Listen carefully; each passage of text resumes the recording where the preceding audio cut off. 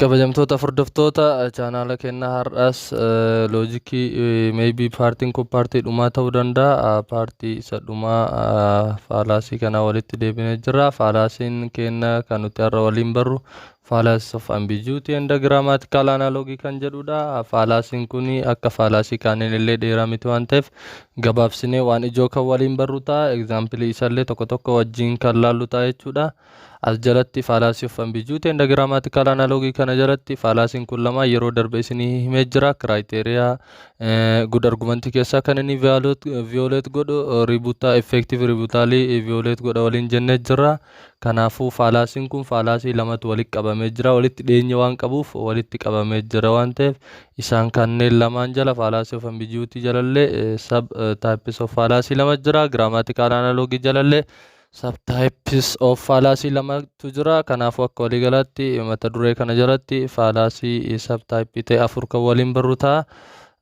Kanaaf the fallacy of ambiguity includes equivocation and amphiboly dha. Fallacy'n ambiguity kun fallacy lama of jalaa qaba. Isaan sunis equivocation fi amphiboly fallacy kan jennu yoo ta'u, this fallacy means the fallacy of ambiguity or equivocation and amphiboly fallacy arises from the occurrence of some form of ambiguity in either the premises or the conclusion or both jedha. Kan inni ittiin uumamuu danda'u takka haalli inni ittiin uumamuu danda'u fallacy'n ambiguity yookaan equivocation fi amphiboly'n kun akka waliigalaatti yeroo kam uumama jedha. Yeroo form of ambiguity'n premises irratti haa ta'u conclusion irratti yookaan lamaan isaan irratti ambiguity'n tokko takka walitti wal fakkaachuun takka mootuyyuu hiika waan sanii contextually qofaan kan galu yoo ta'e, nuti garuu akka contextually sanitti fudhachuu dhabne hiikan isaa yookaan wal nutti fakkaatu ta'e takka jechi yookaan mootuyyuu statementiin sun hiika lamaaf sanaa ol statementii garaagaraa keessatti yeroo galchinu yookaan qabaatu ta'e fallacy'n ambiguity kanaan uumamuu danda'u maal jedhama? Fallacy of ambiguity yookaan equivocation and amphiboly kan jennuunidha. Kanaafuyyuu yoo qormaata irratti akka tasaa ta'e gaafatamtan haalli isin ittiin gaafatamuu dandeettan fallacy of equivocation and amphiboly can be committed due to the ambiguity which is happened either in the premises or the conclusion or in both premises and the conclusion yoo isiniin jedhe true kan tahudha jechuudha.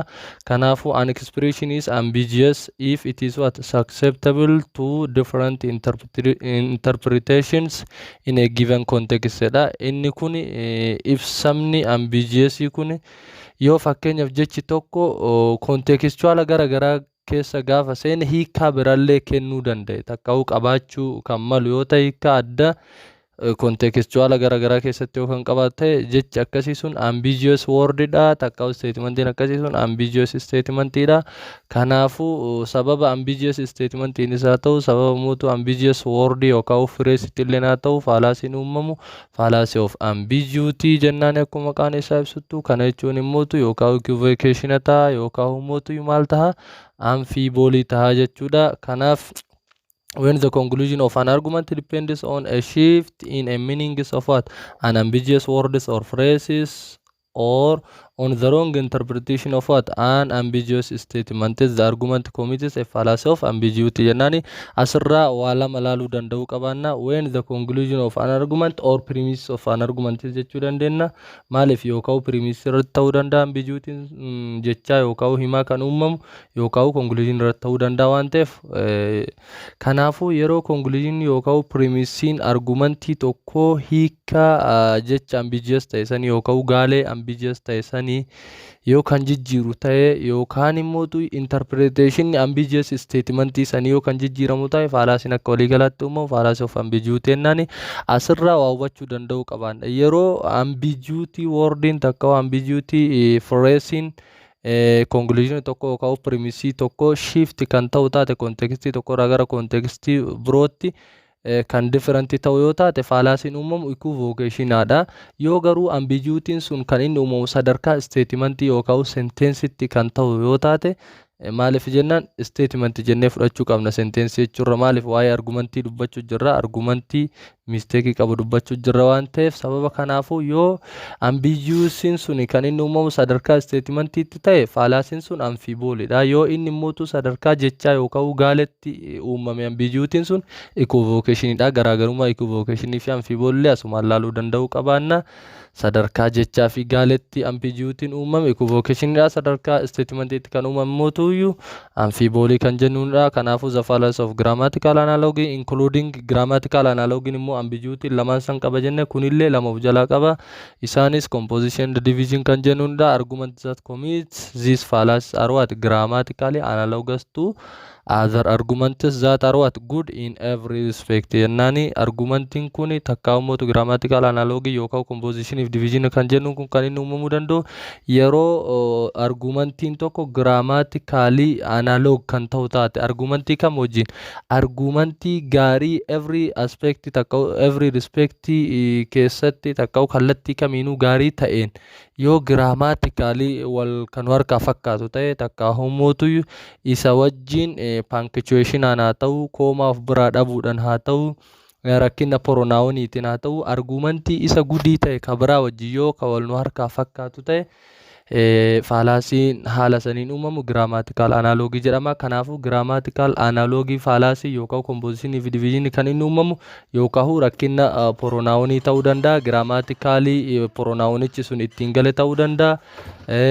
Punctuation yookaan sirna tuqaalee inni fayyadame ta'uu danda'a yookaan immoo waraabbisaa ta'uu wanti sun koomas haa ta'uu fi akkasumas immoo capitalization ta'uu danda'a. Wantoota akkanaa grammatical irratti yoo rakkoo qabaachuun kan jiraatu ta'e faalaasiin haala saniin uumamu fallacy of grammatical analogy jennaani yookaan composition division kan jennuunidha jechuudha. Because of this similarity in linguistic structure such fallacious arguments may appear what good yet be what bad jedha. Sababbii maal ta'aniif linguistic structure keessatti structure afaanii tokko caasaa afaanii keessatti argumentii good ta'e argumentii respectii kamuu keessatti gudii ta'e wajjin linguistic structureedhaan caasaa afaaniitti waan wal fakkaatuuf grammatical analogiin kun fallacious argumentiin sun maal nuuf fakkaatu mala jedha. May appear what good gaarii nuuf fakkaatu malaadha. Yet jedha yetiin batti bakka buuti but be bad garuu inni sun maa inni badaadha.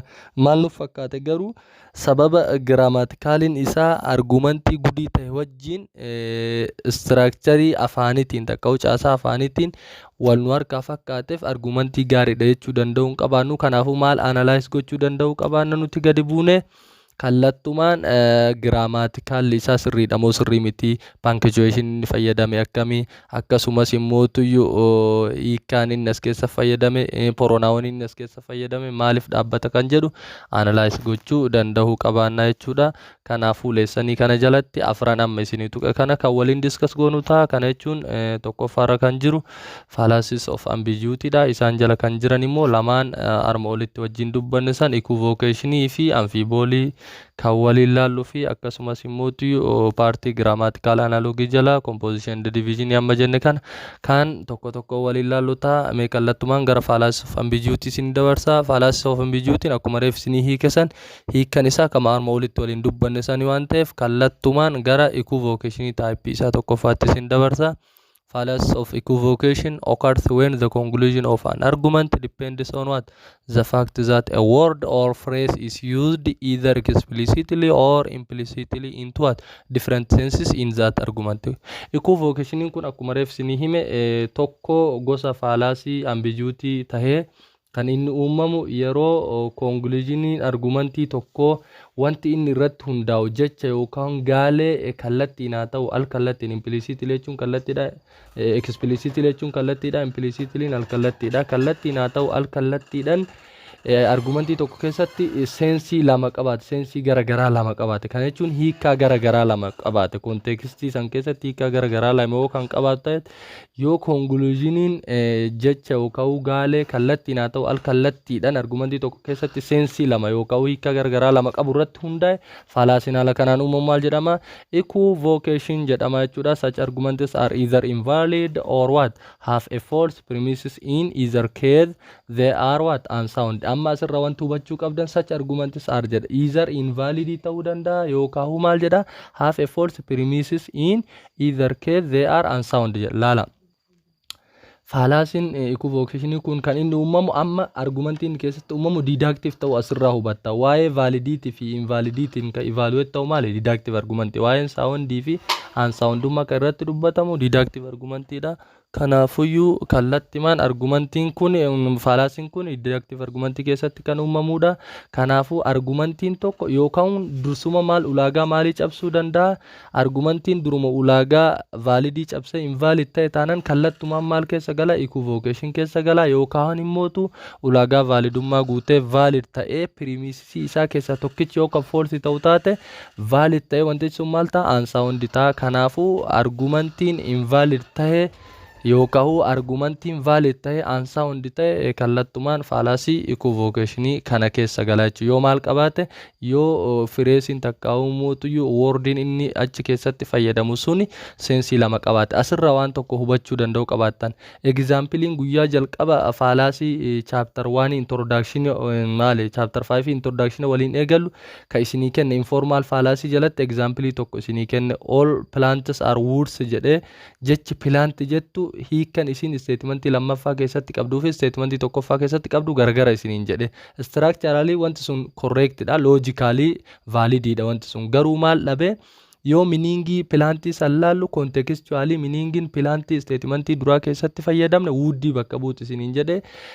Statementii lammaffaa keessatti immoo pilaantii maal bakka buuti isiniin jedhe yeroo jalqaba isin barsiisan green pilaantii bakka buuti isiniin jedhe jechuudha. Kanaafuu contextually wordii santuyyuu statementii tokkoffaa fi statementii lammaffaa keessatti hiika garaagaraa qabaate seensii garaagaraa qabaate sababa sanii fi kanaaf examplein gaaf kan informal fallacy jalatti isinii tuqe sunillee the best example of what equivocation fallacy akka taatu akka hin daganne loojikii paartii waan irratti isin barsiisee ture waan ta'eef informal fallacy example of informal fallacy jedhee isin barsiise. Examplein sun kanaafuu eessa jala galti?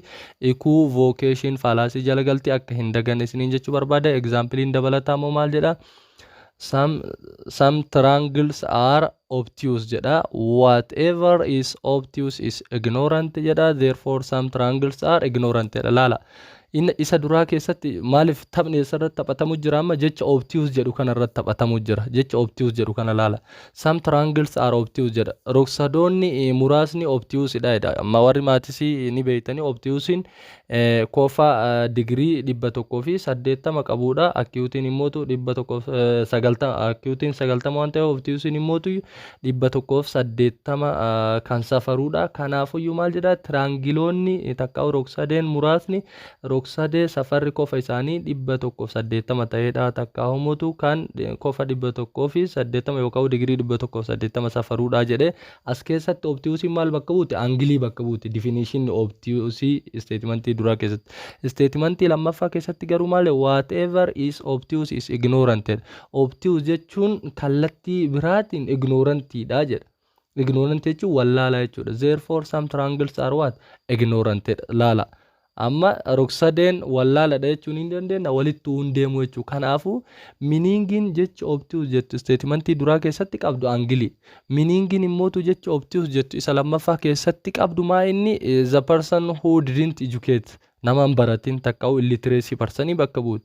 Inni garuu osoo hiikaa wanti kun osoo kalaalu ta'e structurally correctedha, valididha. Garuu maal dhabere contextually isaattu likkii miti. Meaningin jecha obtuse statementii duraa keessa qabuu fi lammaffaa keessatti qabu garagara waan ta'eef kanaafuu yeroo kanatti wanti kun informal fallacyidha. Informal fallacy eessa keessatti ta'e? Deductive argument keessatti ta'e. Deductive argument keessaa mootu valid and sound argument keessatti kan ta'edha. Maqaan isaa maal jedhama jennaan? Fallacy of ambiguity particularly equivocation kan jennuunidha jechuudha. Kanaafuu haala kanaan adda baafachuu danda'uu qabaannaa meaning ofirraa ilaaluu qabna jechuudha. Kanaafuu sadarkaa jechaatti jechatu yookaan gaala inni fayyadamu santu different sense qaba, different meaning qaba. In different sentence yookaan in different statement garagaraa keessatti hiika garagaraa qaba. Example lammaffaa kana halaallume. Any law can be repealed by what? By the legislative authority, but the law of gravity is a law. Therefore, the law of gravity can be repealed by what? Legislative authority. As keessatti ilaala. Jechi irratti taphni taphatamu jiru amma maanni looyidha gamalachitu. Looyin kun statementii duraa keessatti jechi looy jedhu kana looyi akkamii dubbatu jira. Looyin dubbannu kun formal looyidha. takkaahu mootu man made law takkaahu constitutional made law dubbachuu jira garuu statementii lammaffaa keessatti but law of gravity ga jedhu kun nature law takkaahu law of the nature dubbachuu jira kanaafuu hiika law statementii duratti qabu law of the constitution da takkaahu mootu law of the statuary da takkaahu law of man made da takkaahu created law da garuu mootu law of gravity nu dubbachuu jiru kun mootu law of the nature da kanaafuu hiika garagara qaba inni garuu jechatti law jedhu tana laaleen maal jedhe law of gravity can be repealed by the legislative authority qaama seeratiin tumamuu ni danda'a jedhe seerri gravity tumamuu ni danda'a hin danda'u kanaafuu hiika contextual adda addaa qaba jechuudha lawin sensin inni statementii duratti qabu maalidha formal law da takkaahu mootu law of the constitution da sensin inni hima lammaffaa keessatti qabu mootu the law of the nature da kanaafuu hiika garagaraa qaba akkasitti ofirraa ilaaluu danda'uu qabaanna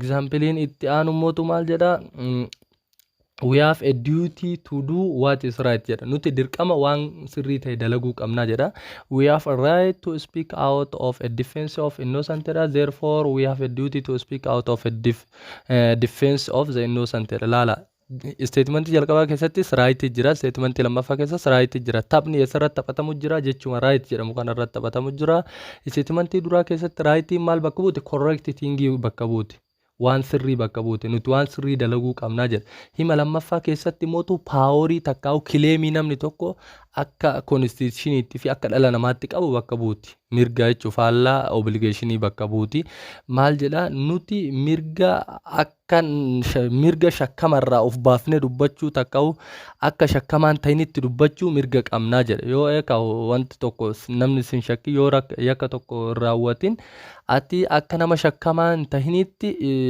dubbachuu mirga qabda kanaafuu maal jedha oofee raayitii sani we have a duty to speak out in a defense of the innocent nuti akka shakkamaatti dubbachuu dirqama qabnaa jedha moo amma deebisee kanaafuu jechi right jettu asitti maal bakkuuti statementii lammaffaa keessa claim or the authority or the power that a human being have constitutionally and humanly or as a human being but in the first sentence the word right is represent or stand to indicate a correct thing or acceptable thing kanaafuu hiika garagaraa qabdi haala sanii adda baafachuu danda'uu qabaanna wanti inni arma gaditti haasa'u homaan amma afaanin isinii hime kana waan ta'eef haala kanaan dubbisuu dandeettanii homaan amma afaanin isinii hime kana as keessaa of keessaa qaba waan ta'eef sadarkaa jechaa kana laaltanii adda baafachuu danda'uu qabaattanii inni lammaffaan amfiiboolii kan jennuunidha jechuudha mee amfiibooliin maal akka ta'es akkuma kaarma olii kana laalletti wajjin kan laallu ta'a a fallacy of amphibiolity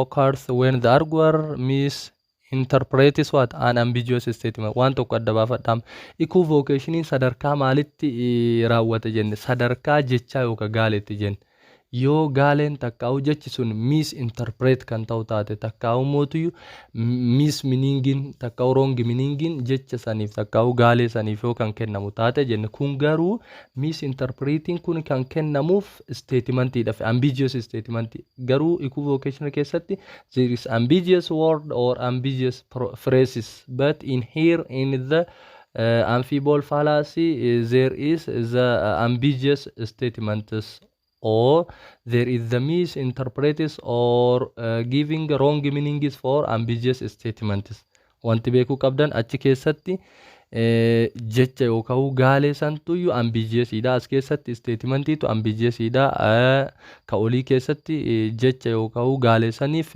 misinterpret goona akka malitti hiina as keessatti garuu statementii san akka malitti hiina adda baafachuu danda'uu qabaattan jechuudha lachuu ambiguity majala jira garuu sadarkaan inni irra raawwatamu garagara kun sadarkaa statementiiti sun sadarkaa jecha yookaan gaaleetti jechuudha then draws a conclusion based on what this fault interpretation yeroo conclusioniin fault interpretation kana jechuun misinterpretation nuti ambiguous statement san ittiin hiinurratti hundaa'ee kan kaamu yoo ta'e conclusioniin argumentiin sun fallacious argumentiidha argumentii fallacious ta'e kan maal of keessaa qabudha amphibole fallacy kan of keessaa qabudha by the way inni kun kan uumamu maal isiniin jedhe statementii san keessatti wanti dogongora qabu yookaan pronounii ta'uu danda'a yookaan punctuationii ta'uu danda'a sirna tuqaalee inni fayyadamu yookaan capitalization system inni fayyadamu ta'uu danda'a fi kanneen kana fakkaatan ta'uu danda'a Grammatically rakkoo giraamaraa qaba jechuudha. Statementii san keessatti rakkoo giraamaraatu jira jechuudha. The original statement is usually what?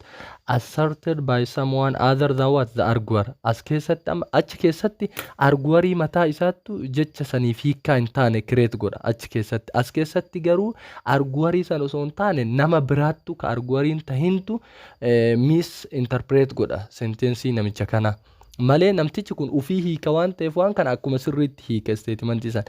Garuu namni biraa takka'u argueriin biraa arguerii statementii kana takka'u argumentii kana dubbachaa jiru osoo hin taane argueriin biraa ammootu statementii namicha kana ambiguous statementii namicha kana misinterpret godha. Garuu san keessatti namtichuma arguerii mataa isaattu equivocation keessatti jecha san takka'u fireesii san misinterpret godha. Takkaahu mootuyyuu hiikaa hin taane kennaaf gaalee yookaan jecha saniif. Kanaafuu garaagarummaan lammaffaan equivocationii fi amfiboolii gidduu jiru achi keessatti equivocation keessatti arguerii mataa isaattu misinterpret godha jecha yookaan gaalee san. As keessatti garuu another person rather than the arguer will misinterpret the ambiguous statement. Nama biraattu ambiguous statement kana maal godha? Misinterpret godha jechuudha. Kanaafuu haala saniin ilaaluu danda'uu qabaanna. Example isaa fakkeenyaaf exampleota lamaan kana waliin haa ilaallu. Fakkeenyaaf isa gadii kana ilaala. Habtamu told Magarsa that he had made a mistake. It follows that Habtamu has a what? Least the courage to admit his own mistakes. Laala as keessatti amma pronoun tokkoffaa sirni tuqaalee inni fayyadame likkii miti. Fakkeenyaaf quotation markii fayyadamuu qaba. Maal jedha? Habtamu told Magarsa that jedheetiin koomaa godhee mallattoo waraabbii godhee hiirraa hanga tuqaa kanaatti keessa quotation markiidhaan haguugee kaa'uu qaba ture. Tokkoffaa sirna tuqaaleen fayyadamne, lammaffaa erga sirna tuqaaleen fayyadamini hiin pronouniin hii jettu tuni Magarsa dhaabbatte moo Habtamuuf dhaabbatte hin beeknu nuti adda baafne. Fakkeenyaaf Habtamu told Magarsa that he had made a mistakes. Inni dogongora uumuu kana laal. Habtamu Magarsatti hime inni dogongora guddaa uumuu jedhe. Eenyu dogongora guddaa uume? Habtamuun dogongora guddaa ufii isaatti uumuu kana Magarsatti hime moo Magarsaan dogongora uumuu san isatti hime? Ka jedhu nama dhibaa jechuudha. Hiintun eenyuun akka bakka buutu Magarsaa ibsitii, Habtaamuu ibsitii nama dhiba. Garuu osoo quotation mark itti godhee hammattu quotation mark itti godheetiin waan kana kakaa'u taate hiin eenyu bakka buuti? Magarsaa bakka maal bakka buuti? Magarsaa bakka buuti jechuudha. Osoo quotation mark itti godhee garuu ammaan tana tokkoffaa sirna tuqaaleen fayyadamne, lammaffaa mootuyyuu pronouniin hiintun eenyu akka bakka buutu nu ibsee waan hin jirreef kanaafuu asirratti grammatically waat irriitu jira. Kanaafuu this is the best examples of ambiguity fallacy, particularly amfiboolii fallacy kan jennuunidha jechuudha. Kanaafuu maal jedhaan? The premise of the first argument contains dangling isa jalqabaa kan. The tour guide said that standing in a Mesqal Square jedhe the new federal policy building could easily be what? Seen. It follows that the Empire State Building is in what? In a Greenwich Village jedha. As keessatti wanti nuti adda baafachuu qabnu buildingii kun eessarratti apply ta'a? Grammatically Greenwich Village irratti apply ta'uu qaba, Mesqal Square irratti apply ta'uu qaba ka jedhu building jira as keessa. Statementiin building of keessaa qabu kun Greenwich Village dhaaf applicable ni ta'amoo grammatically wajjin deemamoo hin deemu ka jedhu example inni kaa'ee kana gara gadiitti ibsa jira waan ta'eef yeroo lama ibsurra yeroo tokko waliin ibsinee bira dabarra. The premise of the first argument contains dangling modifier jedha. Premisesiin argumentii jalqaba dangling modifier qaba jechuun giraamarii san maal gochuu barbaada? Fooyyessuudha barbaada. Akka inni barreesse kanatti hin ta'u maal ta'uu qaba? Fooyya'uu qaba jechuu akkaataa inni itti barreesse kanarra. Is it the observer or the building that is supposed to be standing in the Greenwich Village? Observer moo nama waan san laalu moo jechuun nama gamoo san laalu moo gamoo santu supposed to be standing in a Greenwich Village? Greenwich Village san keessa ka dhaabbatu nama gamoo san laalu moo gamicha mataa isaati? Egaa grammatically wanti tokko subjectii fi objectii wajjin verbii deemantu jira. Amma asirratti nama dhiba jechuun buildingii santu village san keessa dhaabbatamoo nama gamoo san ilaalutu village Greenwich Village san keessa dhaabbatee gamoo laalaa ka jedhu jechuun gamoo laaluun suni takka'u gamoo keessa dhaabbachuun suni Greenwich Village keessa dhaabbachuun sun gamoodhaaf dhaabbatte moo observeraaf dhaabbatte nama ilaaluuf dhaabbatte ka jedhu nama dhiba jechuu grammatically error qaba sirraa'uu danda'u qabaata jechuudha. The factually correct interpretation is what the former laal the factually correct interpretation isa duraasanii jedha kana jechuun inni dura the tour guide said that standing in a Mesqal Square ka jedhu san koomaa jedhe the new federal policy building could easily be seen ka jedhu kanatu sirriidha inni dura formariin isa duraati kanaafuu inni lammaffaa sirrii miti jechuu it follows that the Empire State Building is in a green which village hin jennu ka in a green which village building yoo dhaabbate hin mul'atu garuu mootu kalaalu immoo observerii yoo as keessa dhaabbate Greenwich Village keessa yoo dhaabbate buildingii arguu danda'a garuu buildingiin immoo dhooqa keessa yoo kan dhaabbatu ta'e maaliif inni observeriin isa arguu hin danda'u jechuudha kanaafuu observeriin dhooqa keessa dhaabbate gamoo arguu ni danda'a jechuudha Greenwich Village san keessa kanaafuu statementiin inni duraa grammatically incorrect dha statementiin inni duraa grammatically correct dha inni lammaffaa ka empire mootummaa gamoon empire mootummaa Greenwich Village keessa dhaabbatu jedhamu dogongoraa jechuudha kanaafuu grammatical error qaba sentence sun inni lammaffaan immoo jedha pronoun hin jedha akkuma reef sinime example lammaffaa isin dubbe pronoun hin jedhu sun magarsaaf dhaabbattee fi habtaamuuf dhaabbatte wanni nu ibsame tokko hin jiru jedha perhaps habtaamu told magarsaa zaatwaat magarsaa had made mistakes jechuu dandeenya jechuu wal jala jijjiirre magarsaatu rakkoo qaba habtaamutu dogongora ofii san ibsuuf jira wanni nu gale tokko hin jiru kanaaf wanti kun ambiguous at the level of statement dha takkaa'umotu itti haaf grammatical error at the level of statement dha saba kana ta'eef ambiguities of this sort are called sanctial or sanctial ambiguities jennaan sanctial ambiguities means statemental ambiguities at the ambiguity which is occurred at the level of what a statement particularly due to that the lack of the capitalization or what or punctualization jechuun ni dandeenya punctualization dhabuudhaan takka immoo capitalization dhabuudhaan kan uumamu ta'uudha kanaafuu sanctial ambiguities means in another name it is what it is amphibole fallacy jechuun ni dandeenya jechuudha kanaaf fallacy hubachuu danda'u qabaanna two areas where cases of amphibole cause what serious problems involve contacts and the wills yeroo takka mootu yeroon fallacy of amphibole kun rakkoo guddaa fidu yeroo waa'ee contact and the will dubbachuu contract and the will dubbachuu jiru contract and the will jechuun namni tokko waan tokko namaa dhaamuu fi fedhu dhaamsa namni si dhaamuu fi wanna ati feetu fakkeenyaaf ani yoo makiinaa si dhaameen ati mootu waan lama kennuu barbaada nam lamaaf makiina fi mana kennuu barbaada ani yoo makiinaa si dhaamee ati mana feete takkaa'u ani yoo mana si dhaamee ati makiinaa feete jechuudha maal dhaamsi wanti namni namaa dhaamu yookaan siif kennuuf deemuu fi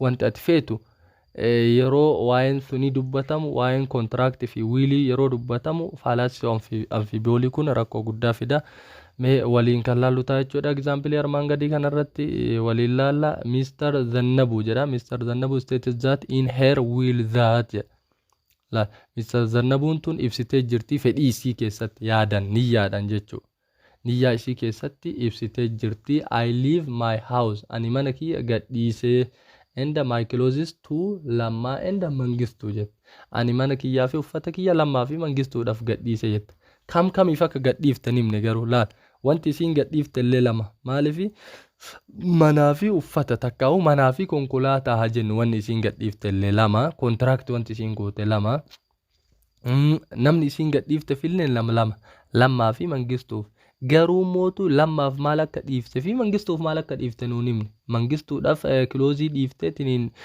lammaadhaaf haawuzii dhiifte moo lammaadhaaf haawuzii kenniteeti maali mangistuudhaaf mootu kiloozii kennite wanni isiin nu ibsitan jiru therefore jette we conclude that lammaa geetes the house and mangistu geetes the car mee evidensiin isiin nu keettan jiru kana dhaame wanni isiin jettan jiru ani manaa fi uffata lammaaf mangistuu dhaame jette Silaa maal jechuu qabdi turte respectively osoo akkana jette fakkeenyaaf I leave my house and my clothes to Lamma and Mangistuu respectively osoo jette houseen eenyuuf taha Lammaadhaa fi clothes immoo eenyuuf taha Mangistuudhaaf osoo respectively jette takka osoo collectively jette lamaanuu jara lachiifuu walitti dhiifteef osoo collectively jette isiin garuu collectively sin jenne respectively sin jenne adda nuun baafne jechuudha. Kanaafuu jarri waan kanarra wal dhabuu mala yookiin Lammaan makiinaa uffata fedheetiniin kun mana fedhuu mala yookaan humoof wal faallaa fedhuu malanii wal dhabbiin dhufuu mala jechuudha. Kanaafuu faalaasiin akkanaa kun faalaasii of amfiiboolii jedhama jechuudha. Faalaasii wanti namaa dhaammamuu fi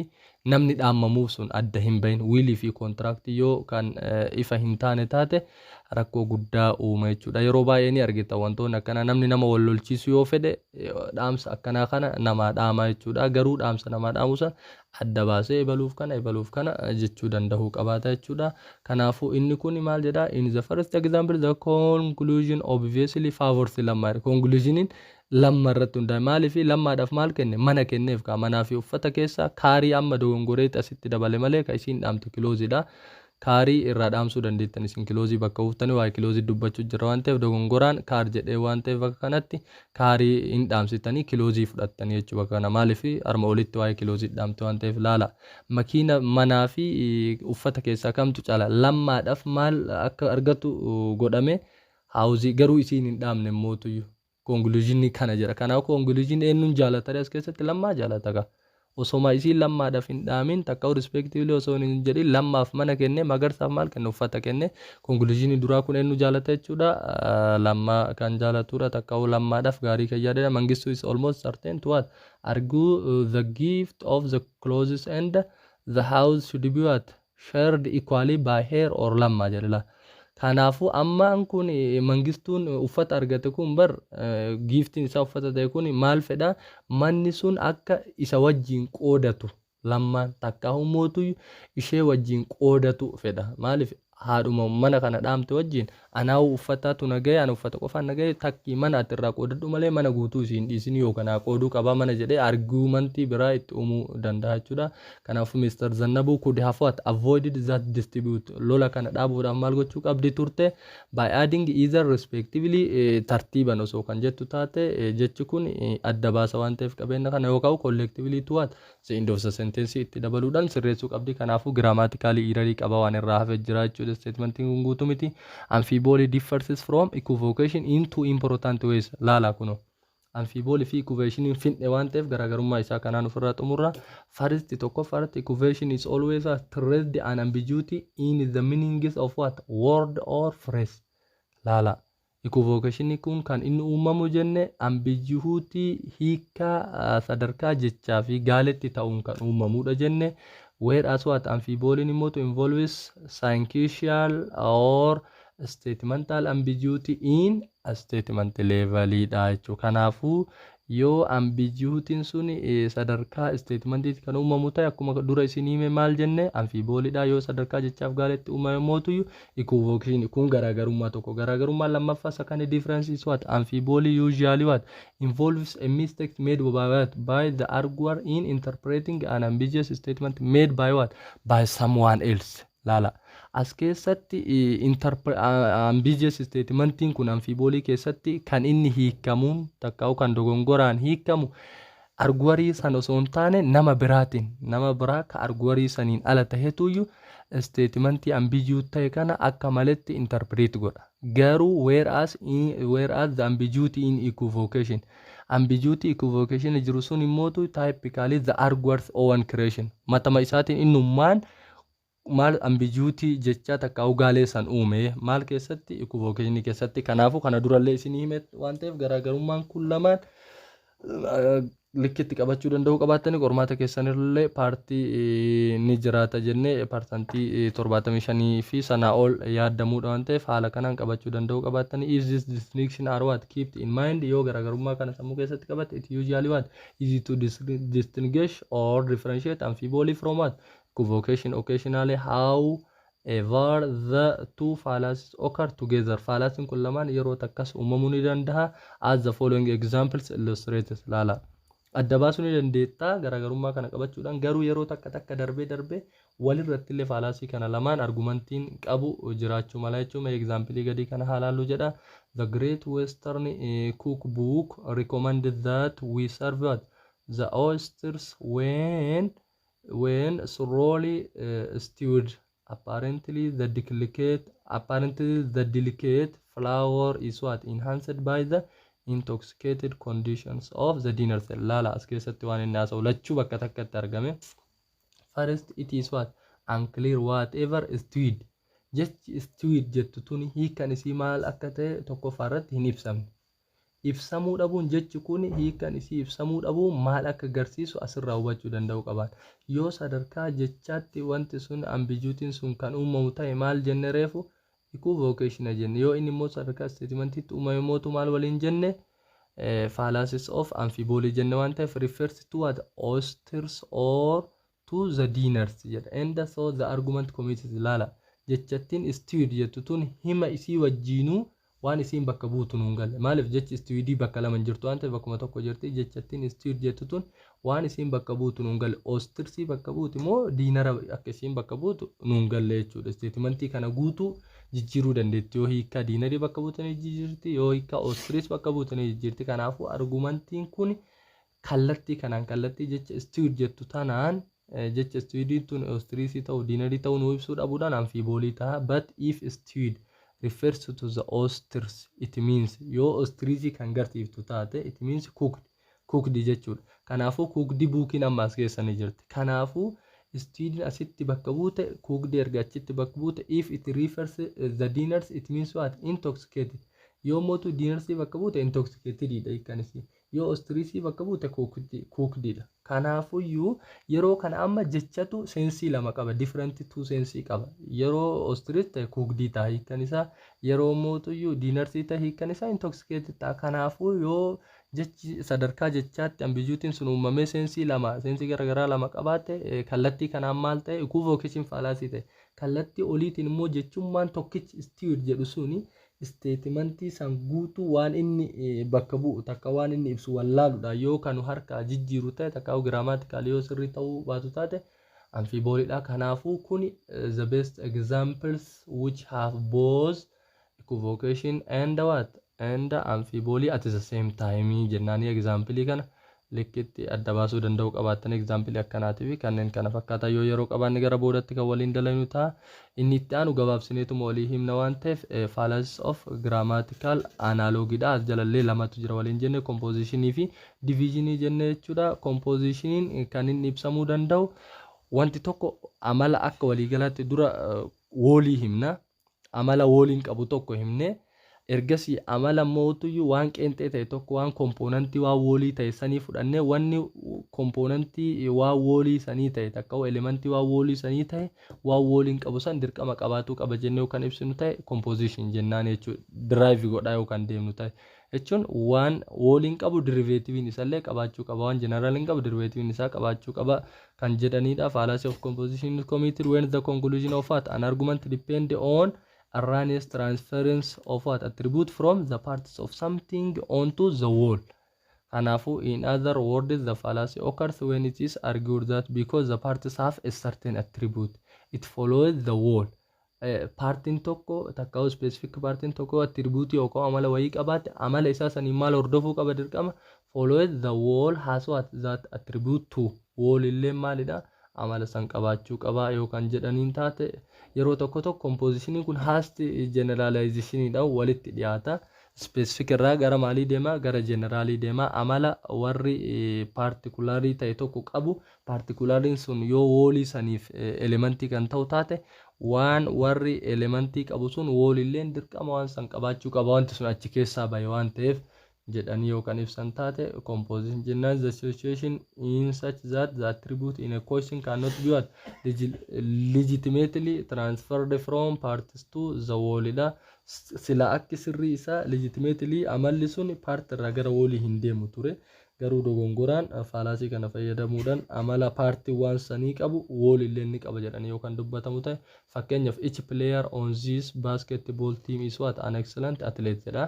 Lala each player taphattoonni tokkoon asii kun jechuudha taphattoota wayii argaman taphattoonni tokkoon baaskeetii garee baaskeetii boolii kana taphatu jiran excellent athlete dha jedhe therefore the team as a whole teamiin guutunuu jedhe la inni garuu warra taphattoota baaskeetii boolii bakka takka taphatu jiran qofa arge excellent ta'uu jira kanaafuu taphattoonni baaskeetii boolii kun immoo one of the components or one of the elements of the whole team waan ta'eef teamiin sun hundillee maal jedheni excellent dha jedhe hala amala particulariin taphattoonni particulariin inni ijaan arge warri baaskeetii boolii taphatu sun qabu san guutuu fideeti taphattu garee taphattoota guutuudhaan takka'u groupii guutuu maal godhe amalees vooliibooliitu jira warra baaskeetii booliitti malee warra cimaan hin arge vooliibooliin argine futbooliin argine fi teenis booliin argine warra baaskeetii boolii kana qofa laalee tiimiin hundi maal jedheen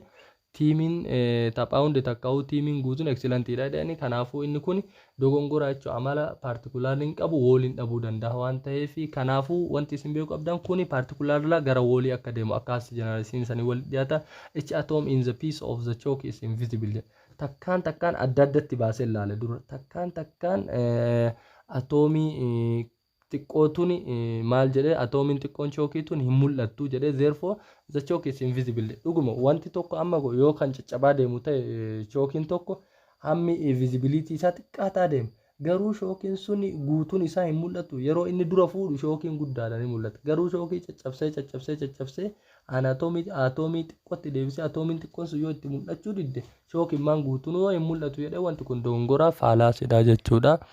Kanaafuyyuu waan particular elementiin garee woolii tokko qabu garee woolillee waan particulariin sun qabu guututti ni qaba jedhee kan ibsu taate wanti kun fallacy of composition dha fakkeenya sadaffaan immoo sodium and chlorine the atomic components of salt dha sodium fi chlorine atomic component salt ti jedheni are both what deadly poisons jedhe therefore the salt is what deadly poison sodium fi chlorine kun atomi component salt ti jedha qabiyyee soqiddaati takka washabooti jedhe jarri kun lamaan immoo jedhe sodium fi chlorine kun deadly poison dha summiidha jedhe therefore saltiin guutunuu maalidha summiidha jedhen kanaafuu yoo sodium fi chlorine kophatti summii ta'uu danda'a garuu kana qofarraan ijaaramne waan ta'eef elementii biraarrallee saaltiin waan ijaaramuuf sodium fi wanti kanarraa qofa waan hin ijaaraminiif maal ta'uu dhabuu danda'a wanti kun summii ta'uu dhabuu danda'a jechuudha kanaafuu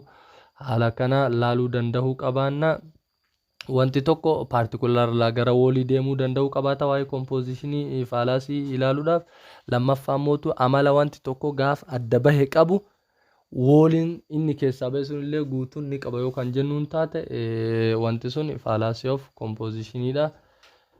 Fallacy kanarraa wanti adda ta'e hin jiru haas generation dha walitti dhiyaata haas generation dhaan immoo garaagarummaan inni qabu xiqqoo tokko jira inni kun maalidha amala particular irratti argisan maalidhaan generaalan osoo hin taane woolii yookaan kilaasii ittiin maal godha generalize godha kun garuu particularly takka specific behavior argisan general group dhaan maal godha kan samplized godhuudha takka generalized godhuudha garaagarummaan haas generalizationii fi isa kana jechuudha kana jechuun yoo distributive ta'e wantichi sun jechuun yoo kan raabsa ta'u taate irra raabsa waan amala warri particular tokko kophatti qabu yoo kilaasii takka woolii sanirra distribute kan godhu taate compositionii dha yoo garuu mootu inni sun collect godhee amala san guutuu warra generala san generalize kan godhu yoo taate wantichi haasti generalization dha jechuudha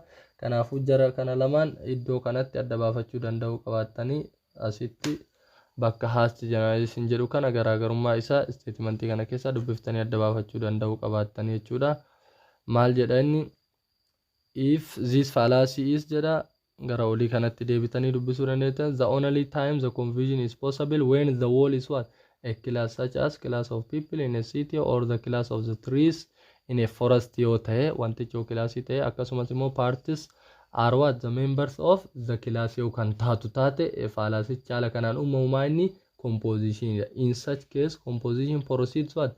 From the members of the class to the class itself. Member irraa wanti memberii tokko tokko san irra jiru deebi'ee mootu kilaasii guutuu ittiin ibsama. Garuu haas generation keessatti immoo on another hand proceeds from specific to what? To the general dha. Specific irraa gara generalii deema. Kana jechuun memberii hunda hin fudhatu jechuudha. Because it is sometimes easy to mistake a statement about what? A class for a general statement. Yeroo takka dogongorri statementii class irraa gara generala wajjin wal harkaa fakkaatu ni mala. Composition can be mistaken for hash generation. Kanaafuu composition fi hash generation yeroo takka wal harkaa dhahuu malanii. Such mistake can be avoided if one is what? Carefully to keep in mind the distinction between the two kinds of statement. Two kinds in sun kami garagarummaa sun.